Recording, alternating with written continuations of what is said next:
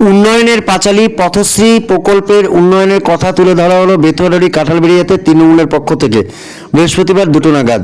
Nakashipara block Trinamool কংগ্রেসের উদ্যোগে বেতুয়ারি 1 নম্বর গ্রাম পঞ্চায়েতের কাঁঠালবেড়িয়া চিরেকল মোড়ে বাংলার মুখ্যমন্ত্রী মমতা ব্যানার্জির উন্নয়নের পাঁচালী পথশ্রী প্রকল্পের উন্নয়নের কথা তুলে ধরা হলো সাধারণ মানুষের মধ্যে, আর সেই ছবি উঠে এলো আমাদের ক্যামেরায়।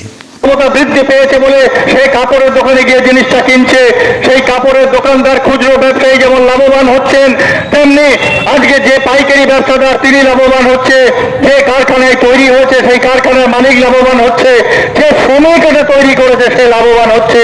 যদি মানুষের ক্রয় ক্ষমতা না থাকতো আজকে বাংলার অর্থনীতি, আজকে বিজেপির এত চক্রান্তের পরেও ভারতবর্ষের মধ্যে সেরা অর্থনীতি আজকে শিরোপা লাভ করেছে।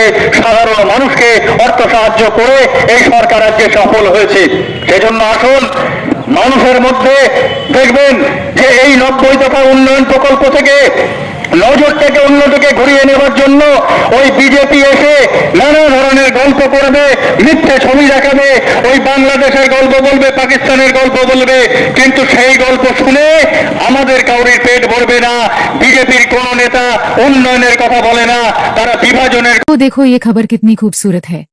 जल्दी से बंगाली में फॉलो और सब्सक्राइब करें। सभी लोग स्पॉट बांग्ला न्यूज देखें, लाइक करें, शेयर करें।